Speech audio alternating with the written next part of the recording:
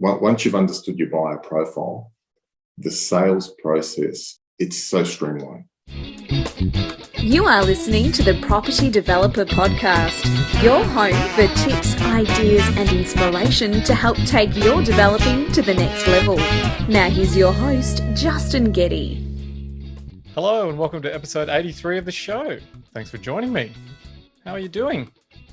Everything on track? I'm doing okay. Stuck in lockdown again in Melbourne. Fortunately, residential construction continues to operate, so my projects are ticking along and going well. But gee, being stuck at home with the kids around all the time becomes pretty boring and challenging. Certainly can't wait for some warmer weather and hopefully some more relaxed living conditions. Anyway, if you are stuck in a tough spot somewhere, you're not alone. I know large sections of New South Wales and Sydney are under pretty tight restrictions at the moment. And there seems to be rolling lockdowns popping up all across the country. So the impact of the COVID pandemic continues to roll on. Me, I'm just trying to take it one day at a time and knock over what I can when I can. Speaking of which, here's what's been happening with my projects. Exciting times at Mountain View Road as we held our first group of buyer inspections this week on the townhouses that have been finished off. It's the first time people have had a chance to wander around through their new home, so it's a big milestone in the project and an exciting time for the buyers. Also, I'm very close to satisfying all the permit conditions for the subdivision permit, which will then allow council to issue a statement of compliance and thus, in turn, enable the new titles to be issued and sent off to the titles office. And that means that settlements are on the near horizon. Yeehaw! One other point of interest on that project is that I finalised an off-the-mark sale directly with one of the neighbours to the site. It was fun to work with them on the sale. It's funny sometimes how things happen during a project. On my other project, still waiting to get town planning endorsement from council. It's coming up to 3 months now. Far out, it's so slow. Anyway, we are finalising our funding facility and getting all the final pieces in place so that we can get our building permit and get going as soon as that endorsement stamp comes through. I can't wait to get that project underway, and it's going to look awesome when it's finished. Here's a quick update on my new training program. I'm really humbled by the number of people who've signed up. So thank you to all those people who are now inside the training. It's really awesome to have that many people signing up. And if you would like to get started in property development and want an easy to consume course that takes you step by step through the development cycle and process, then head over to www.propertydevelopertraining.com and check out what's included. I've been getting great feedback from people, including from Declan, who said, I highly recommend it to anyone wanting to take their developing to the next level. He takes much of what is discussed on the Property Developer Podcast and translates it into the practical process of development. Great training on feasibilities and construction costs. Well, thank you, Declan. I'm glad you enjoyed the training. If that sounds good to you, then head over to propertydevelopertraining.com and take a look. I would love to see you on the inside. Now be sure to check out the show's Insta and Facebook feeds for regular updates from my projects. If you're following along, you'll see the videos I've been posting about how my projects are going. And I also put up other things that catch my eye. So do a search for Property Developer Podcast on those platforms. Okay, on to today's guest, Peter Siassios from Inland Property Group. Peter is doing some awesome townhouse projects and slowly growing his development empire. We have a great conversation about how he has gone from tradie to developer and what he has learnt along the way. Peter has been working on controlling as many parts of the development process as he can, including building his own projects. Keep an ear out during this chat about the importance of really understanding who your buyer is, focusing in on what you're good at, and taking your time to grow your business. Now, normally I start off by asking the guest a question, but Peter jumped in and beat me to it. Actually, I'm going to ask you a question. Yep. What's your favourite food that you will eat until you're sick? You beat me to the punch. That's easy. It's pizza. Ah, okay. Yep. Capricciosa? What have I been eating lately? Amante della carne. Wow, okay. Thin base. Yeah, that sounds like it's got a thin base. Yeah, thin base. Spicy meats. Nice. Yeah, nice. Pretty good. Yeah, good stuff. Yeah, had one on Sunday night, actually. Ah, beautiful. Yeah, Nothing like a good pizza. Yeah, very nice. Wood-fired, thin base, few choice toppings. Love it. Yep. Yeah. Didn't eat it till I was sick, but if there was a second one there, I would have kept going. Kept going. yeah, that's what it's about. All right. Well, you beat me to the punch because I was going to ask you what food you would eat until you were sick. Cinnamon donuts. 12-pack from Woolies or Coles. That's it. Oh, not even a gourmet kind of nothing donut. Gourmet about them. Oh, yeah, just a raw cinnamon donut. Yeah. Oh, very good. I think someone else once said they would go for donuts, but I think they were hot jam donuts. Hot jam. Now, not that I'm giving away my age, but because I'm not that old, but there was a guy in Footscray train station, who was set up in a little caravan, and he had the best hot jam donuts. So they were just cinnamon. He'd pump the jam through a pedal at his foot, and it'd come out of a dolphin, and he'd push the bun onto it, and the dolphin would squirt the jam into it. Amazing. Does anyone from Footscray will remember that guy at Footscray train station? Well, Footscray is rapidly changing these days. It's probably very different from what it was when you were growing up. Yeah, definitely. All right. Well, Peter, we're here today, as usual, to talk about property development, and you are a property developer. You've done quite a few projects, doing some really interesting stuff. Can you give us a bit of a background about how you got started and what you're up to? Give us a bit of a flavour of the type of projects that you do. Yeah, sure. Thanks for having me. We specialise in the owner-occupier market. It's a townhouse product. More often than not, our townhouses are over basements. So we have a basement car park and 2 to 3 levels above ground. Our product sits between the $600,000 and $900,000 range. So it's an affordable product with a lot of value comes with that product. Hence the reason why we often sell, or more often sell, to owner occupiers. The finish is attractive. And how did you get into property developing? Yeah, good question. We first property I ever purchased was from the beginning. We had a great experience dealing with a real estate agent.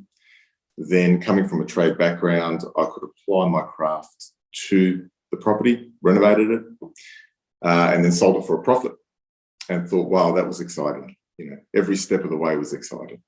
Then we did it again, and then moved into dual locks. So just purchasing 600-700 square meter properties and putting 2 units and selling them for a profit. And then we went from 2 units to 3 units to 3 units to 5 units. And then tried our hand at small apartment buildings. The apartment buildings were what gave us the experience to do what we're doing today.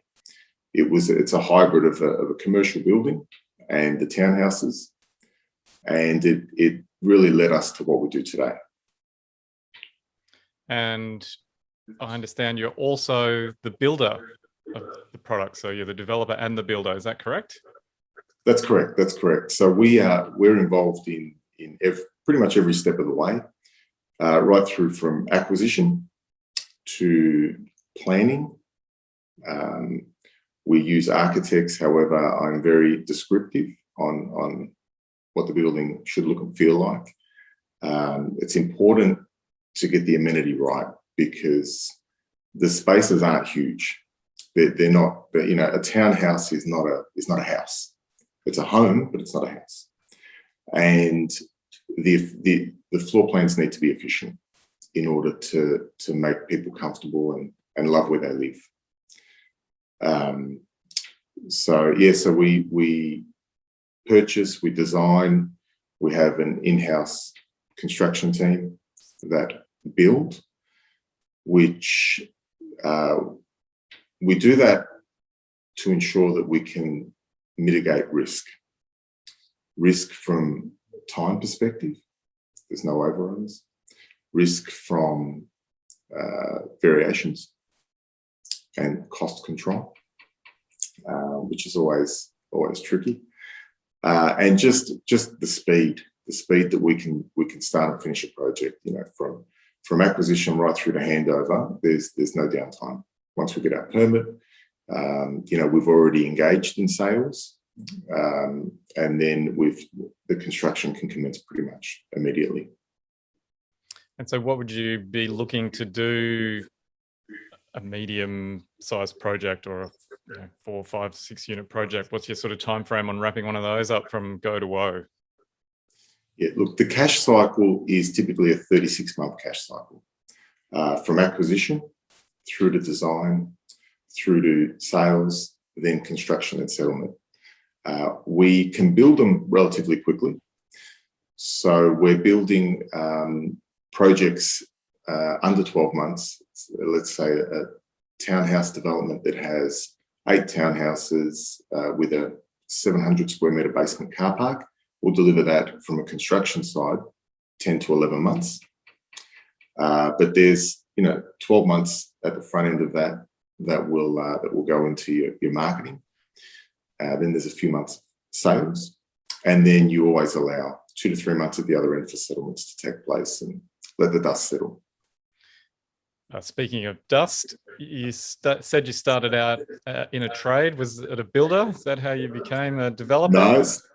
It started out in an interior area, so it's suspended ceilings, metal studs, more fit out based, which I feel today it had given me a sense of understanding the internal spaces and volume. We will do townhomes with 2.7 high ceilings as a minimum. In some instances, I'll go to 3 meters. A room 3 by 3, a bedroom 3 meters by 3 meters with a 3 meter ceiling feels like a bedroom that's 5 meters by 5 meters. Trade background, and then moved into building, became a registered builder, and really wanted to focus on our own projects. That was always the end goal, I guess. And so was the reason that you moved into building because you wanted to save costs, or you're a control freak, or you just like the process of building, all of the above? No, love the process. I mean, building is a passion, control. Being a control freak, I think, is why we continue to build, or have building as part of our business. It does allow us to be very descriptive and detailed every step of the way. It's funny you should talk about being a control freak, because I was writing about this the other day, that to be a good developer, I think you need to be able to delegate and to a certain degree give over control to other people along the way, but still you like to be in charge and controlling or conducting the orchestra, as I often say. Yeah, control, and I think having control ensures that you get the product right. Our suppose, slogan, if you could call it that, is driven by detail. We try and get every detail right. Obviously, the more you do at once, it does become a little bit more tricky. But we do have a very close handle on the finishes and how things line up and how architraves and skirtings line up and just tile setouts, things like that. So yeah, control. I think you mentioned to me also previously that you decided to do a drafting course as well, so that you could draw plans. Yep. Did a stint at VUT, architectural drafting, which gave me a very good insight and understanding of what layouts in particular, and it enabled me to read drawings and understand drawings. Coming from a trade background, starting out in the industry, you go to site and you get told what to do. Put that wall there, or drop that ceiling to that line, or put those clad that wall. But you don't actually get the exposure or the experience to work on drawings. So I did a short stint at VUT. Didn't finish the course, but got enough out of it to enable me to understand documentation. Yeah, I can't think of jumping in and learning how to do drawings isn't something that tickles my fancy, but there you go. Yeah, I don't think I ever, the intention was never to draw. The intention was more about understanding. It was more understanding the documents. Yeah, and you touched on layouts and the importance of that. And previously you just mentioned about how a townhouse is a home. It's not a house, and the importance that you've discovered about getting the layout right. You already touched on having the high ceilings. What are some of the other things that you've learnt or discovered that you focus on to try and make those smaller spaces or properties feel bigger or special? Yeah, look, the bathrooms, if we start with the bathrooms, I think having a place for, or trying to have a place for everything is important. The rooms aren't massive. They're not houses. So having a spot for everything is important. Little things like our shaving cabinets or medicine cabinets that sit above the basin, ensuring that they're deep enough to have put, whatever hairspray or, whatever you fancy to put in there, but having a couple of 100 mil as a cavity, having a power point inside that cabinet so you can charge your shaver or, whatever you want to charge in there. So hairspray is not going to be something that you and me need to worry about. No. We're not the clients that you're designing for, obviously. But shaving's something that we don't do enough of. So even the medicine cabinet, the bottom of the cabinet has a scallop in it, so that you can plug in your hairdryer or electric charger, close the door, and the cord can still hang out, and you can still have access to the mirror. So just little things like that. The robes, having as much hanging space in the robes as possible, and big windows. Natural light is good. Natural light and ventilation is very important to making the room feel good. It's funny when you start thinking about all those little things, and then you keep working on them, and suddenly over time they add up to a significant difference. Yeah. Look, and then the kitchens,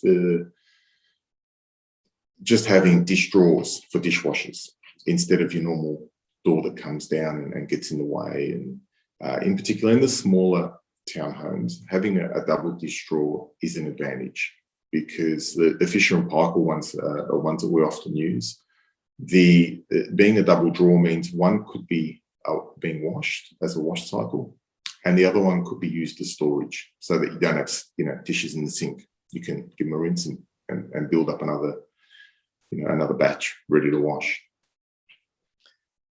And so are you also doing your own selling, or do you engage a sales agent to do that? Yeah, we do. I like to get involved in the sales process. We have an agent. We'll appoint an agent, a local agent, a retail agent, to sell the stock. But I sit in on our meetings with the agent and get to know the buyer and try and understand what it is they're after and make sure that they're purchasing the right product for them. Understanding our buyer, we often develop in the same northwest corridor. So talking to the buyers firsthand prior to them purchasing means that we're getting a lot of intel, a lot of insight from them, which we then implement into our future developments. And it is understanding the buyer. Once you've understood your buyer profile, the sales process it's so streamlined. Yeah, I agree. Having those conversations with buyers is invaluable, and I also think it's really helpful for them to see you as a person, as a human. You're not just the developer who's doing the project. You're a real person. You've got a genuine interest in trying to make them happy, deliver a good product, and I think it helps along the way, and particularly towards the end when you're handing over, that they know you've been working on it. They've had a conversation with you. You've got their best interests at heart. And I think that just makes for a smoother process all around. Yeah, and look, in the early stages, we want to make sure that the product is right for them. I don't want to sell somebody a 2-bedroom townhome when really they wanted a 3-bedroom townhome. And then they move in and it's not right, or it doesn't fit, or their expectation was different. It's very important you're in check with your buyer.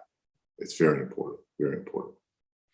And so when do you sit in on these meetings? The initial inquiry will often come to me through the website for the project. If it's via realestate.com, it'll go to the agent and we'll set up what's called a buyer appointment, and we'll get together. We don't have sales offices because our developments are under 20, so we don't have an on-site sales office or anything like that. So it'll either be at our office or at the real estate agent's office. And we'll just sit in and understand the buyer and make sure that the product's right for them. It's very important that to us that we sell the townhome to fit their lifestyle.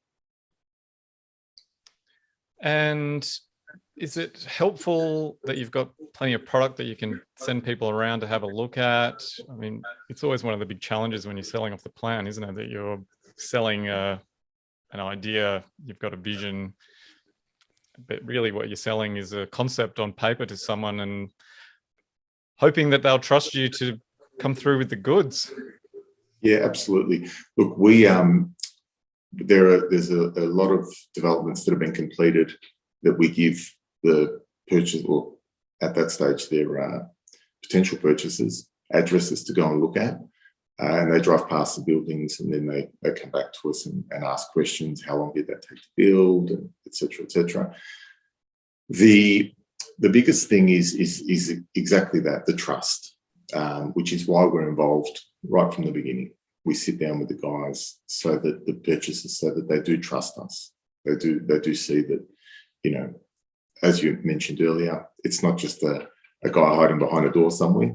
I'm a real person, and yeah, we often invite them through, especially if there's been upgrades through the project, to come in and have a look at their upgrades whilst the construction is underway. And 2 or 3 visits. So we have the initial meeting, 2 or 3 visits through site. At handover, it's a very smooth process because they've been to the site, they've driven past on weekends with their parents or with their partners. They're super excited about it. And so do you handle liaison with buyers after that? That's correct, yeah. Once the purchase is made, whether it's through us directly or through the agent, all the inquiries through the build come directly to myself. So I'm the point of contact from the beginning right through the development, and at handover, I'm there to hand them their keys and see their smiling faces. Yeah, which is a pretty good feeling when you're giving someone their new keys and they're happy about it. It sure is. It sure is. Yeah. And can you just give us a bit of an idea about your team or the business? How many staff you've got, or what they do? Yeah. Sure. We've got our business is broken into two parts, being the development and the construction. So there's a very small office team that we manage all our administration, from acquisition through town planning with the architects and our town planners. And then once we hand it to site, we have a management team, we have some skilled labourers, and then our long-term subcontract base. We've been working with the same contractors now for years. In some instances, over 10 years, we've had the same contractors, which, I think contributes to the success of the development. The guys understand our benchmark. They know what they're working towards. They understand our detail, and they understand the timelines. And that's how we can build them quick, is because we have long-term relationships with contractors. And do you do builds for other people? No, we try not to, unless there's an existing relationship there. We stick to our own projects. We did that. There was a period where we tried our hand at building for others, and it's look, whilst it's good for cash flow, we find that it distracts us from building our own projects. Yeah, I can see how that would easily happen. So I've got to ask, at the moment, we've got ridiculously rising or increasing construction costs. You're probably seeing that. What are you doing to try and mitigate it, or what ideas or tips might you give to people out there to try and offset some of these pretty hefty regular increases in costs? Yeah, look, costs are, in particular, timber has it's gone up 3-4 times what it was worth 12 months ago in value. Unfortunately, there's not much you can do to control the cost, other than just trying to work more efficiently, minimise waste. So, with frames, potentially look at prefab so that there's no wastage on site. And I think it just comes down to speed. I think you need to get in and out as quick as possible.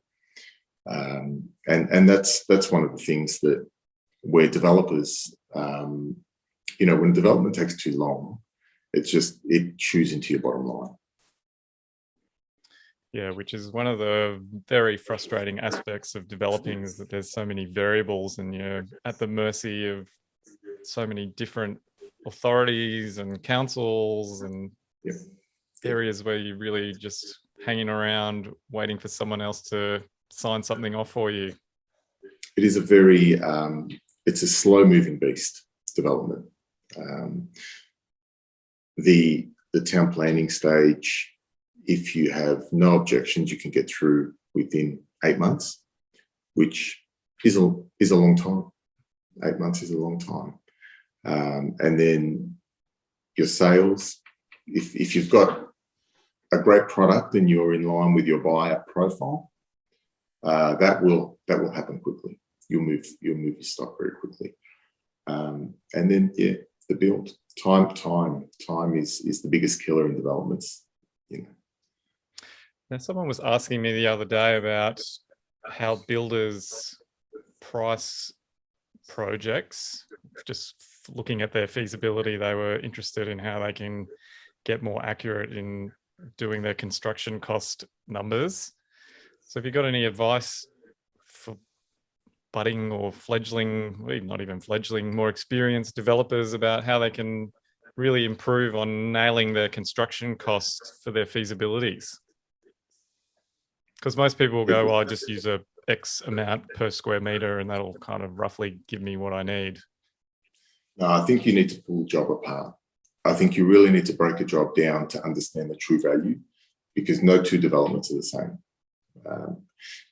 Here because we start right from the beginning with the purchase, and we've got that vision, through the development, through the town planning and the drawing phase, we try and manage costs by way of floor plates, having the right size, not having any wasted space.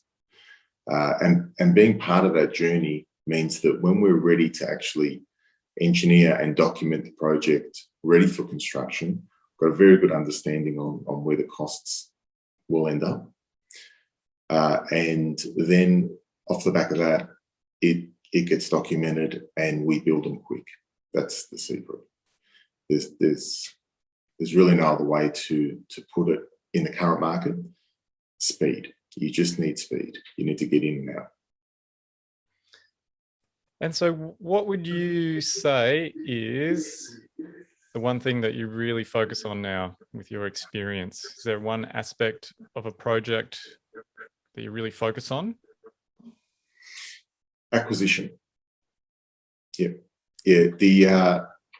With understanding your buyer profile will enable you to buy the right site in the right location. You will be able to create an amenity that will give the guys comfort, that'll give them space. So acquisition is somewhere we spend a lot of time. You make your money when you buy. Yeah. A lot of it happens at the front end. Profits in the buying. Sure is. Profits in the purchase. And what about yourself? What have you learned about yourself along the way, Peter? Well, I've learned that I learn something new every day. Every day we're learning. Look, as we mentioned before, development is a slow-moving beast. It's evolving. It evolves every day. There's something new every day, whether it's a new technology or a new way to build or a new council regulation, another hurdle. Look, I think being patient. You need patience. You can't go from doing drill locks to developing 100 townhouses on a site overnight. I think slow and steady is the way the best way to work. Yeah, I reckon you need patient impatience. That's it. Patient impatience. You kind of, to a certain degree, some things are out of your control, but you also need to push things along sometimes. And quite often you're walking this really delicate line between being really pushy and being annoying. Especially with the council. And you've got to find that line. Yeah, I think one of the other things is transparency. I think what I've over the 2 decades of developing, being transparent is a great way to do business. Have no hidden agenda. Right from the acquisition, being transparent with whether you're buying off market and you're doing a deal direct with the landowner.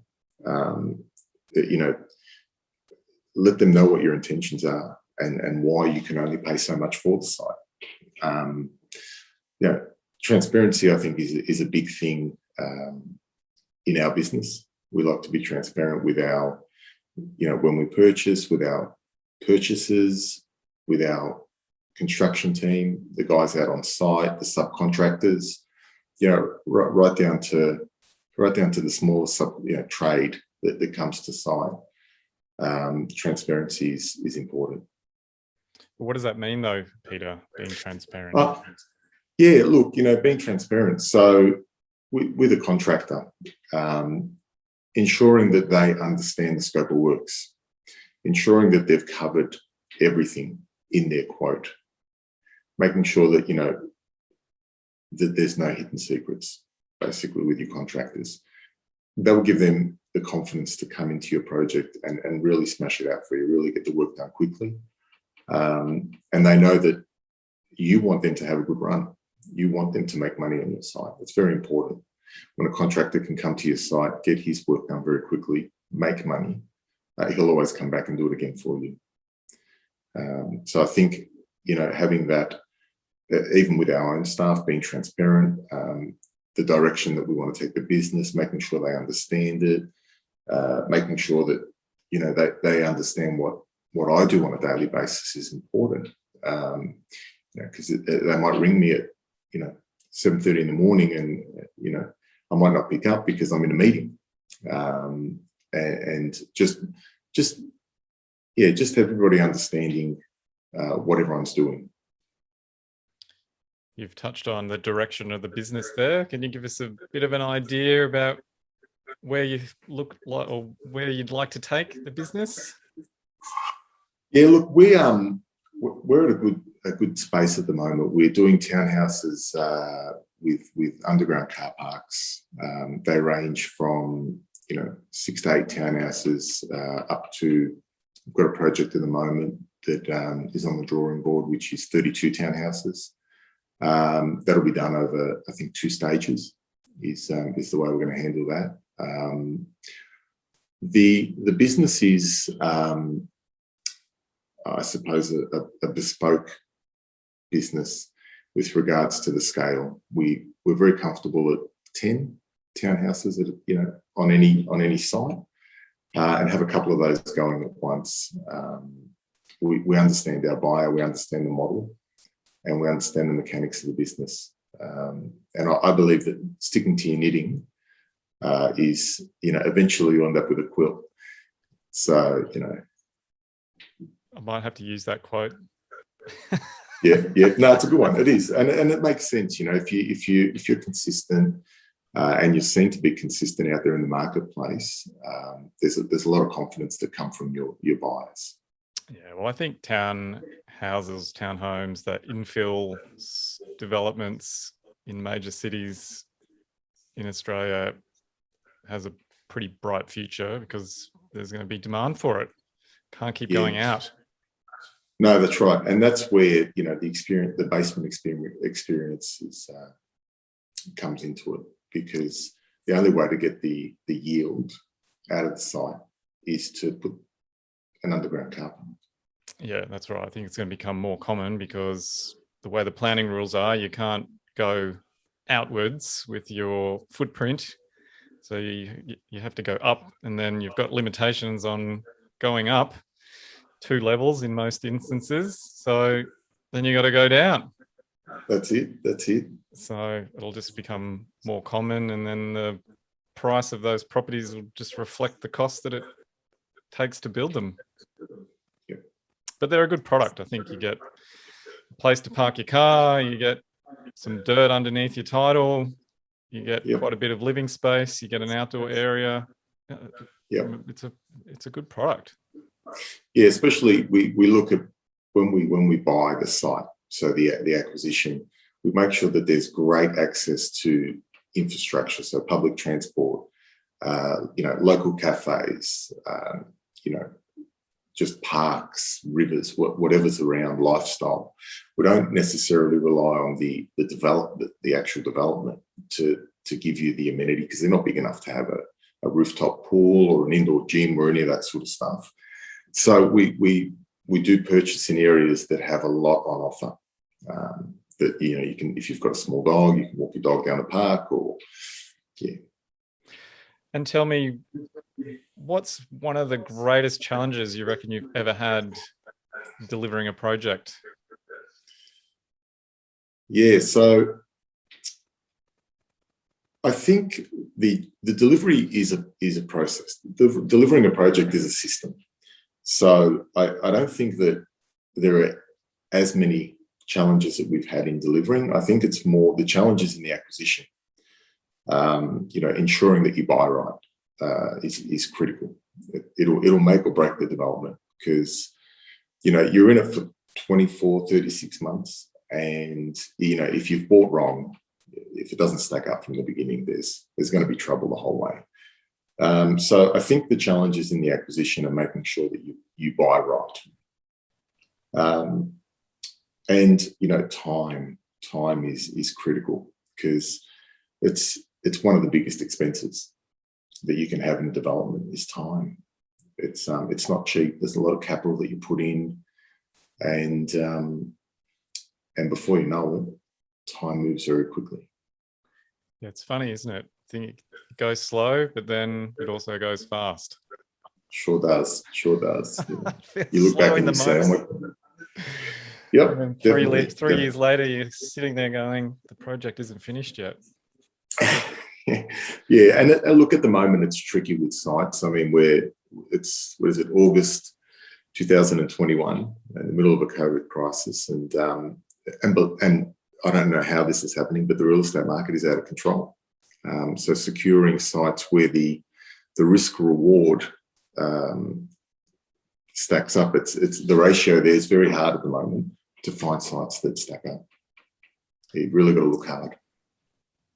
Very true. And if you go back and change one thing about your career, your developing career, what would it be? Look, I'd have to say nothing, I think. I think fundamentally, the journey is what it's about. All the woes of a journey are what take you, what make it for you. You have your highs and your lows, and you have your good days and sometimes your not so good days. But look, the journey is what it's about. That's, it's exciting. Every day there's something new. You'll think, I can't find a site. This doesn't work. And you'll look at 30 sites and you'll be frustrated. And then all of a sudden, out of nowhere, a site will appear off market or on market, and you'll be super excited about it. And then you start the whole process again. And yeah, it's good. It's good. Speaking of highs, what would you say has been the high point so far? Every time you get a planning permit approved. Without a doubt. Yeah. Now, look, with the journey, there are highs the whole way through, because every day you're evolving as an individual, you're meeting new people, you're delivering products to people at the end that they're super excited about and they love, and you'll get Christmas cards, or you'll get phone calls because their friends have seen it and they want to know what you're working on and what you've got for sale. So yeah, look, it can be a very rewarding industry. Yeah, well, certainly better than getting voodoo dolls with knitting needles stuck through the middle of them, Peter. Definitely. What about a project? Is there a particular project that stands out for you that you're quite proud of? Yeah, I'm proud of every project. Every project that we deliver has something special about it. We've got the stuff that we're working on at the moment. I'm extremely excited about one that we've just started construction on in Essendon. That's sold out. It is a really good looking building. The amenity, I feel that we got the amenity right on this one. We have, they're 2-bedroom townhomes. Both bedrooms are master bedrooms, so they both have great size en suites, natural lights, skylights. All the courtyards are north facing. The basement has lock-up garages. So you drive into your basement and then you drive into your garage. So yeah, that one there, which will be completed this time next year, is I really look forward to seeing that one completed. We did an apartment building in St Kilda East back in 2013. Habel designed it. I'm not sure if you're familiar with Habel Architects. The whole building is off form, including the ceilings inside. And that was a challenging build. So we had a lot of fun building that. We had power lines at the front, and the guys at Habel wanted us to deliver an off-form looking building by way of precast, and we couldn't do the precast because we couldn't use a crane because of the power lines. So we formed the building up as we went up each level. We formed it and we shotcreted the building from the inside, so that when we removed all the ply forming externally, it looked like an in situ building. And that one there's nice. It's a good looking building. And you just mentioned your project is sold out. Is that something that you would regularly do, sell out before you start? Definitely. Would you keep some to sell at the end and see if you make a little bit of extra along the way? When the market's moving and the stock is selling, we keep selling. If it's a slow market, we'll sell to get debt coverage, and then we'll commence the project. That way, the bank have an out, we have an out, we get our capital back out, we can roll it back into the next one. More often than not, we'll sell out before we start. It just gives us the certainty at the other end that we can move on. We've always got projects in the pipeline, so we always need to be injecting capital into these projects, and we want to make sure that if we've sold out a project, we want to be able to start it. So we basically take the money and reinvest it. Very good. Well, if you had one piece of advice for developers out there about taking their business to the next level, what would it be? Slow and steady. Slow and steady, I think, is a good way to start if you're starting out. Just scale up with your own capital. I think if you can stick to the majors as a funding partner and put your own capital into it, and just a slow scale up. There's no rush. Bigger isn't always better. So, and I think also understand your buyer profile. It's very important that if you're developing in a suburb, understand the demographic, know who your buyer is going to be, and cater for that market. Making sure that there's no point developing a one-bedroom model in a suburb that is out of city and has houses that are cheaper than that one-bedroom product. Very important to understand your buyer profile. Very good. Well, Peter Siassios from Inland Property Group, it's been really awesome having you on the Property Developer Podcast. Really appreciate your insights today. If people want to find out more about you, where can they go? You can go to inlandpg.com.au, or they can visit our Instagram page at inland_PG. Well, I'll have to start following you on Insta now. Any parting words of advice, Peter? No, thanks for having me. It's been awesome having you on the show. Best wishes with the delivery of the projects, and bye for now. Thanks, Justin. All the best. See ya. You've been listening to the Property Developer Podcast. Tune in next time for more tips, ideas and inspiration to take your developing to the next level. For more developing love, make sure to visit propertydeveloperpodcast.com.